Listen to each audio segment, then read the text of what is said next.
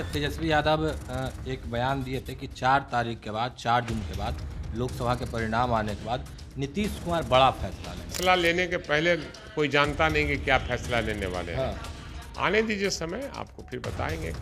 हम मुख्यमंत्री ही नहीं बने थे।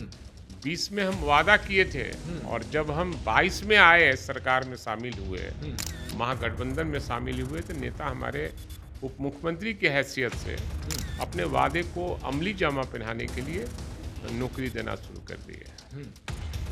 नमस्कार, मेरा नाम प्रेम है और आप लाइव स्ट्रीम देख रहे हैं। नौकरी और रोजगार के मुद्दे पर खूब चर्चाएं हो रही है। देखिए, तेजस्वी यादव का कहना है जो 17 साल में नहीं हुआ वो 17 महीनों में करके दिखाया।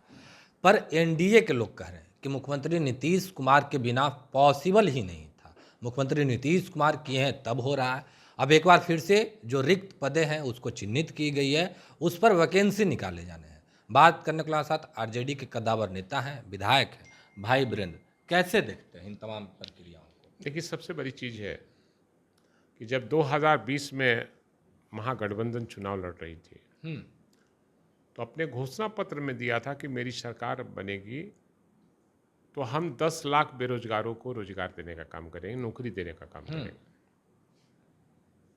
तो हमारी सरकार नहीं बनी। 9 अगस्त 2022 को महागठबंधन में माननीय मुख्यमंत्री एनडीए को छोड़कर और 9 अगस्त 2022 में महागठबंधन में शामिल हुए, तो हमारी सरकार बनी, हम सरकार में शामिल हुए। तो हमारा जो एजेंडा था उस पर हम काम करना शुरू किया और हमारे नेता आदरणीय तेजस्वी प्रसाद यादव जी 5 लाख से ज़्यादा बेरोजगारों को नौकरी देने का काम किया। सरकार तो उनके पहले भी थी, एनडीए के साथ थी, माननीय मुख्यमंत्री जी का पहले और भी थी, लेकिन जब हम घोषणा कर दिए उसको अमली जामा पहनाने के लिए जब हम सरकार में शामिल हुए, तो हम 5 लाख से ज़्यादा बेरोजगारों को नौकरी देने का काम उस दिशा में किया। पता नहीं कैसे क्या हुआ, फिर सरकार चली गई। नहीं तो अगर आज तक सरकार रहती तो अभी 10 लाख रुपये पार कर गया रहता। और जो पार्लियामेंट का चुनाव हुआ उसमें हमारे नेता का यही प्रचार था कि हमारी सरकार अगर होती तो हम 10 लाख से ज़्यादा बेरोजगारों को नौकरी दे दिए रहते हैं। तो अब देखा कि पूरे बिहार में इस मामले को पूरा लोग जोश खरोश से सुन रहे थे, समझ भी रहे थे। किसी जाति बिरादरी के नौजवान थे, वो तेजस्वी प्रसाद यादव के पक्ष में बोल रहे थे। तो सरकार को लग रहा होगा, सरकार अगर कर रही है, मैं धन्यवाद देना चाहता हूँ कि बेरोजगारों को रोजगार मिले, नौकरियाँ मिले, इस दिशा में काम हो। लेकिन एक जाति के नहीं, सभी जातियों के लोगों को नौकरी मिलनी चाहिए, ये पूरी मुस्तैदी से होनी चाहिए। नहीं, हम थोड़ा पीछे ले चलना चाहेंगे और याद दिलवाएंगे जब आप लोग सरकार में आए तो बीजेपी के लोग सवाल खड़े करने लगे कि तेजस्वी यादव यानी आप लोग सरकार में आ गए तो जो वादा किए थे 10 लाख पहले कैबिनेट में, वो तो आप लोगों ने पूरा नहीं किया था। सवाल है, आपको पता नहीं है कि सरकार ही मेरी नहीं थी, हम मुख्यमंत्री ही नहीं बने थे। 20 में हम वादा किए थे और जब हम 22 में आए, सरकार में शामिल हुए, महागठबंधन में शामिल हुए, तो नेता हमारे उप मुख्यमंत्री की हैसियत से अपने वादे को अमली जामा पहनाने के लिए नौकरी देना शुरू कर दिए। तो इन लोगों को अच्छा नहीं लगा, इसलिए भी वो छोड़कर भाग गए। मतलब कि उसी समय का 10 लाख पद चिन्हित किया हुआ था, 5 लाख पर दे दिया गया, 5 लाख पर अब होने जा रहा है। हाँ, हमारे नेता का चिन्हित किया हुआ था और रिक्तियाँ दी गई थी, बताया गया था कि कैसे नौकरी दी जाती है। तो उसी को ये अगर कर रहे हैं तो हम इनको बधाई देना चाहेंगे कि हमारे बिहार के नौजवानों को नौकरियां मिले। इससे बड़ा खुशी और क्या हो सकती है। लेकिन मिले तब ना, घोषणा करने से केवल नहीं होगा, उस मिलेगा कि नहीं मिलेगा, जमली जामा पहनाना होगा ना, तब ना मिल जाए, तब ना समझेंगे। इनके यहाँ कई तरह के लोग हैं। कैसे कैसे लोग? कि हमरो भाई भतीजा का नौकरी होना चाहिए, हमारे सगा संबंधी का होना चाहिए, हमारे साला का होना चाहिए।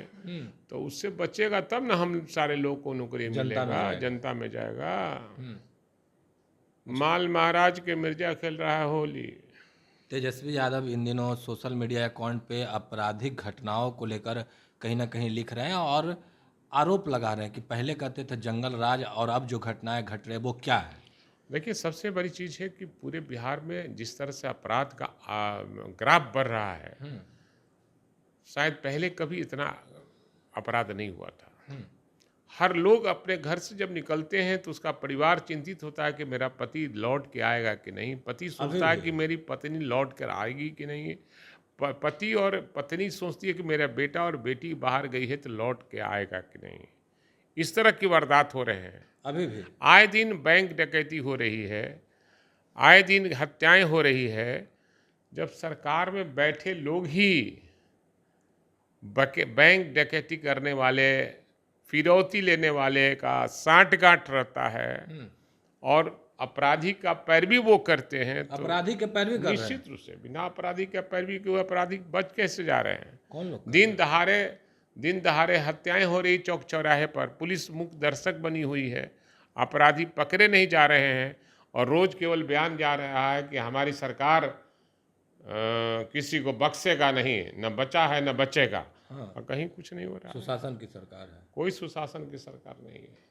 तो कौन आप जो आरोप लगा रहे हैं, किन के? ये जेडीयू तो के जांच लोग हैं या फिर ये बीजेपी के लोग हैं? कौन है ये मैं नहीं जानता, लेकिन लोग का कहना है कि सरकार में कुछ लोग ऐसे शामिल हैं जो बैंक डकैती भी कराते हैं, फिरौती भी लेते हैं और हत्या की राजनीति भी करते हैं।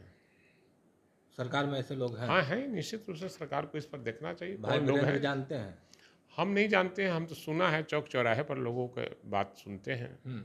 अच्छा, तेजस्वी यादव एक बयान दिए थे कि 4 तारीख के बाद, 4 जून के बाद, लोकसभा के परिणाम आने के बाद नीतीश कुमार बड़ा फैसला लेंगे, अपने पार्टी को बचाने के लिए लेंगे, पिछड़ा की राजनीति करते हैं उसको लेकर लेंगे। पर ऐसा तो कुछ हुआ नहीं, नीतीश कुमार तो कोई फैसला लिए ही नहीं। फैसला लेने के पहले कोई जानता नहीं कि क्या फैसला लेने वाले हैं। आने दीजिए समय, आपको फिर बताएंगे। फैसला आ गया, यानी फिर से कोई फैसला ले लेंगे? जो फैसला लेंगे आपको भी जानकारी मिलेगी, हमारे द्वारा मिलेगी। अच्छा, बता देंगे। उपचुनाव होने जा रहे हैं रुपौली में, जेडीयू ने अपने प्रत्याशी का घोषणा कर दिया। क्या आरजेडी फिर से बीमा भारती या फिर उनके पति को? देखिए, बीमा भारती खुद अपने कही कि मैं चुनाव नहीं लड़ूंगा।